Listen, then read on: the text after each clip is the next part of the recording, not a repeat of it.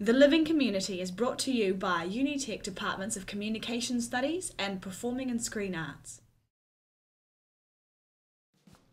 Tonight on The Living Community, we meet Dr. Marcus Williams, the curator of the Rosebank Art Walk. Marcus will take us on a walk down Rosebank Road, introducing us to the artists.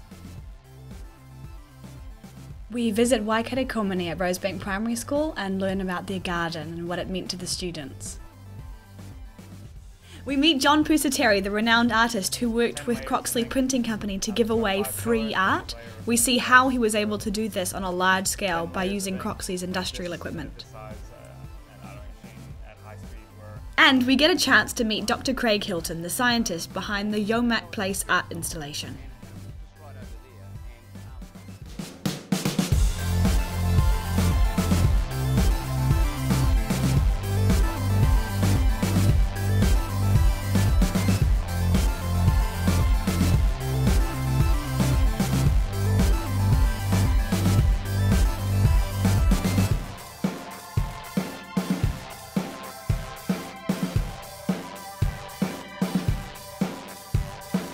Kia ora and welcome to The Living Community. My name is Jeremy James Calvin. And I'm Miranda Page Smith. And this is a 6-part series that shines a spotlight on just a few exciting initiatives that are making a difference in the Auckland community. Late last year, we caught up with Associate Professor Marcus Williams, who is the Dean of Research at Unitec and is also the curator of the Rosebank Art Walk. The Rosebank Art Walk was a combination of visual, performing and design projects that consisted of being about the place, in the place. So wrap that up in a nutshell for me, Jeremy. What does that mean? Well, it's a site-specific art installation set around Rosebank Road that incorporated a variety of art forms that represented historical and cultural information about the region. The art walk was 25 to 30 creative projects commissioned by me about the peninsula, about the history of the peninsula, about the industry and businesses that are on the peninsula, about the ecology of the peninsula, and about the community projects that are happening, community organisations that are on the peninsula. And so, you know, it's called an art walk because the audience walks through the place to get to the art. And the place is on Rosebank Peninsula, which is in West Auckland. This is a map of the route, and it's got numbers all along the route, and the numbers pertain to the project. You could start anywhere you like. There wasn't a particular narrative to it.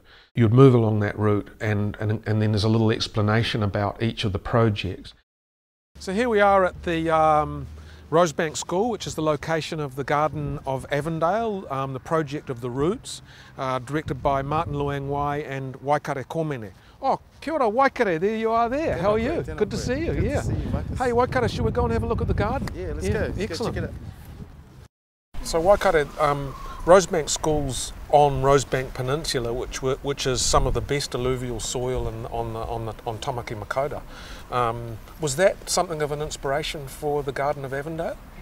Yeah, I believe so. I guess we wanted the young people of this community to understand the history and the past of this land and the environment that they're in, and understand that I guess the land was a big part of why Auckland and Avondale in particular is the way that it is. And we thought we would come in here and express that by not only catering to, I guess, some of the social issues that we have in our communities around kai and the lack of it, but also the issues around waste. So we try to come in here and teach young people and inspire them through creativity and sustainability, and create a garden that was created out of waste that they see every day. And I guess it was just to change the mindset of our young people around waste and how they see waste, and looking at it as a resource rather than something that's getting disposed of. So I remember when you first started to tell me about the project, you told me about this concept to a kind of tainatanga. Could you tell me a bit about that? Yeah, I guess it's the holistic approach of how we all learn from each other, intergenerational. So we felt we had an obligation to teach our high school students, and for our high school students to inspire primary schools and give back. So I guess that's what happened here, and the beauty about Tōkana Taina, and how we all learn and create and do something with each other collectively and as one. Every morning we have to come out for 30 or 20 minutes watering, and sometimes we always get soaky and wet. we have to get changed in the toilets. So the Avondale College students came down here and worked with the Rosebank School primary children to build the garden and help design it and kind of lead them in a way. Is that how it worked? Yeah, exactly. We had high school students from not only Avondale but from all across the Tamaki Makaurau come in and sort of give their creativity and their thought and innovation around what we could do with waste and such, like bottles and tyres, and how can we repurpose them into something that was not only beautiful but had purpose, had a function, that had meaning, and it gave back to community and added value into what these kids are learning behind us today. Awesome. What was it like when you bowled up to the headmaster here, Heather, and you know, asked if you could do the idea? How did it go down? I guess quite well, actually. We sort of just came in with the passion and the fire to do something for their young people and for this community, and she's sort of felt that, and I guess she was very open and letting us come in and working with their young people and inspiring them, and they saw the transformation and the change in young people, and they knew that building gardens and learning where kai comes from and healthy eating is just beneficial for our young people of today. It's fantastic, and a lot of local businesses contributed stuff, you know, for the garden. Yeah, definitely. We had a lot of businesses come on board. I guess once you have a good idea and then the school's all behind it and they wanted it, so we sort of went out and told that story to businesses along the road that could help, and such as materials and for timber and the like. So we got them on board, told them our story, and then they were willing to just jump on and support the kaupapa, which is about supporting these young people and their community. Teachers in the school buy kale and they make smoothies. We've got healthy teachers in the school, and they're very happy when they buy. Also, we took an opportunity of turning our planter boxes in our team garden into strawberry patch, bok choy patch, silver beet patch and coriander patch. I remember when I was sort of curating the art walk and you guys were doing this project, and it just became this huge project. I mean, you had this fantastic energy, and you had a whole fair out here, didn't you? And like a dawn ceremony for the opening of the garden. Yeah, I guess that's reflecting who we are and how we do things. And I guess when you open something up, I guess it needs to be blessed and done it the right way and acknowledge everyone and everything around it that made it what it is today. Yeah. And I guess that's what we did, and we brought community, and you know, it wasn't about us coming in here and do something. It was about providing that opportunity for others to come in and be a part of something here in their backyard. So we invited community, had a community planting day, and ran interactive workshops which encourage community to stick around and think creatively and differently about waste and the land and the environment that they live in. Quite a few of the kids are the kids are actually selling the veggies and raising money to help pay for the garden, and it's part of the course of learning, but also they're actually helping the parents to grow gardens at home. Isn't that fantastic? It's awesome. I have to say, of all the projects in the art walk, this was the one that really engaged the community in a deep way, and the legacy of it is just, I drive past here sometimes and I always have a look, oh, is the garden there, you know? And just awesome, man. Thank you. It was great to work thank with you for the opportunity, Marcus. Yeah, it was I'll fantastic. See you around. Awesome.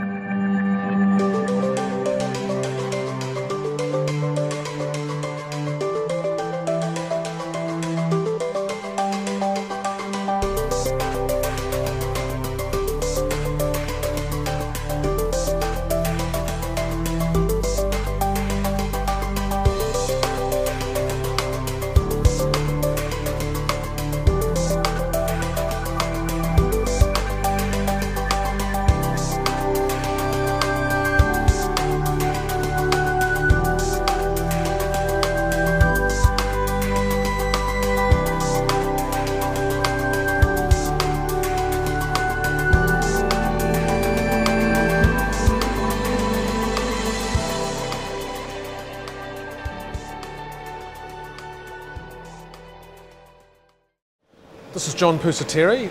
He's a printmaker and... Well, I run a small print studio where we do a lot of hand printing. So everything's done by hand. We grind the stones, ink the stones up, crank it through the press. And I thought it'd be fantastic to see how my hand-drawn imagery could be produced, on an offset machine at high speed. And how was it working with Croxley? It was lovely. It was. I came in and showed them my ideas, and then they basically said, "Yeah, we can do that. Go do your drawings." So I did drawings on plastic films, and we brought them in and used their UV exposure unit to expose my drawings directly onto plates. And this has got 10 layers of ink. It's got 5 colors, but each layer was printed twice, and so 10 layers of ink at this size, and I don't even know how long that would have taken. What did you do with the prints once you'd made them? Well, part of the project was to get artists on Rosebank Road, and so the imagery in my drawing is little snippets of context of Rosebank Road. There's a stack of tires, and there's a real sort of idiosyncratic tree that I was drawn to on Rosebank Road. So I did this collage, and then the final, I guess, day was a day that everyone from the public was invited to walk along Rosebank Road. That's right. And I was outside of Croxley's, inside of a caravan, yeah, and just giving them away, and that was pretty amazing. Well, pretty successful project. It was, I think. People took them, and I know that I've gotten a lot of photos and links on Facebook of people putting it up in their elementary school or primary school. Pretty amazing of Croxley to kind of give you this opportunity. Yeah, it was actually. Yeah. And the printer that I worked with was lovely. So that was Croxley's, and just typical of the kind of hospitality that we had here on Rosebank. Outstanding. Croxley's paid for all the materials. They accepted John into the operation for best part of a week. And there was another major project that happened here at the company. So, just fantastic hosting and acceptance of, cultural projects here in this industrial area.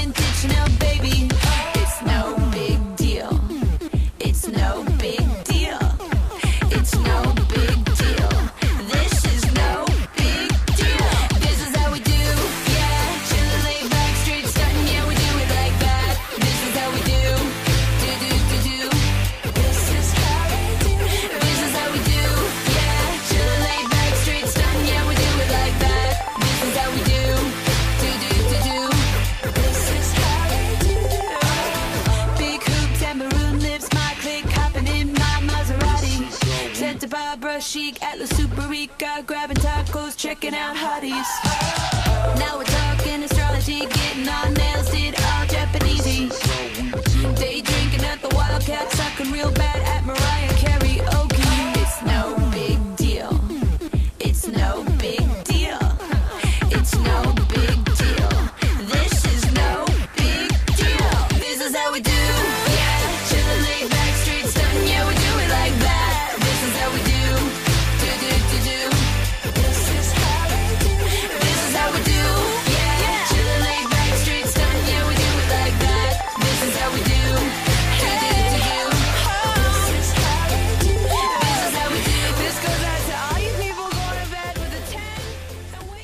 We are on the corner of Yomack Place and Rosebank Road, and this is the site of Craig Hilton's project. How did we get to Yomack Place? You can probably see how that building curves around those true trees there. There's a pōhutakawa and an oak tree, and there's an interesting story about that. Basically, the developer had planning consent to chop the 2 trees down, and there was a big hedgerow in front of it and a house there, and they made the mistake of cutting the hedgerow down first, which exposed the tree. And then of course some of the locals found out that they were going to cut down the tree, and then the chainsaws arrived, and this woman drove in and and said, oh, I'm terribly faint, I need to get out of the heat. It was the middle of summer. Drove in under the trees, the guys let her drive under the trees, and chained herself to the tree, and this gave time for the moratorium to be put in place, and then it went to court, and another year later they were refused the right to chop the trees down, and there they are. So Craig is a scientist with a background in immunology who did an arts degree and works in the area of science and art interface. Craig, can you tell us a little bit about how did we get to Yomack Place? Well, it's a street sign, and it was just right over there, and there are about 20 odd street signs on the post, each of them made by the same company that makes all the street signs in Auckland. And and they were all pointing in different directions. Obviously a lot of these events that happen, like the Big Bang, we don't know what direction the Big Bang occurred at. It's probably that way. Look at it now, it looks like it's going to be a childcare centre there. Wouldn't it be fantastic if we could get the sign reinstalled as a sort of educational sculpture or something like that? I'd love it. Yeah. They could climb over it. We'd have to get it past their health and safety, but I reckon it would be a good idea. Yeah, well the trees survived, so yeah, it'd be great if the sign had a longer life as well. Yeah. Fantastic project. Really great, Craig. Good to see you.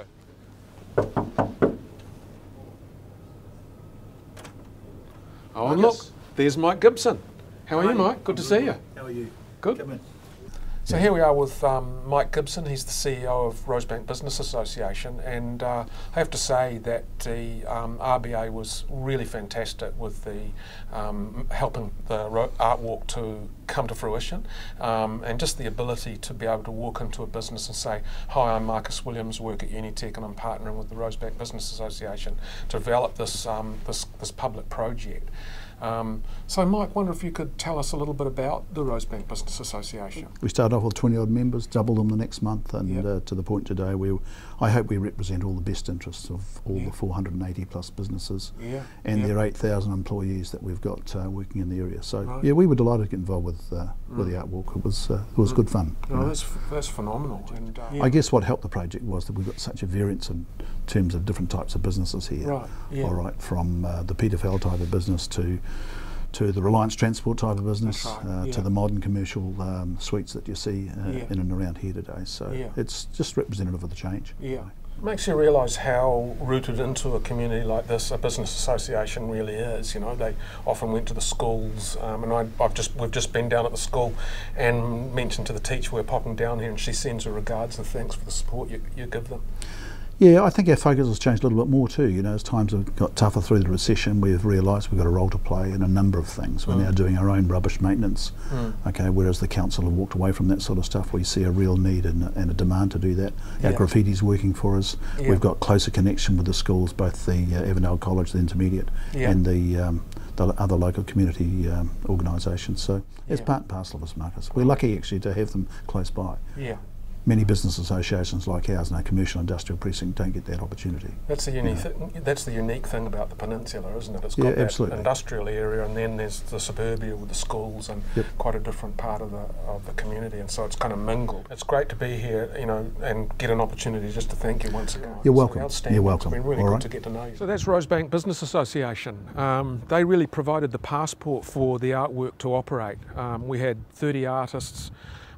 25 projects, and we needed access to private property, we needed walls to hang things on, we needed cables to power things, we needed places to project film, and they just gave us access to all those things, and so ups to Rosebank Business Association. Welcome back, folks, to the living community.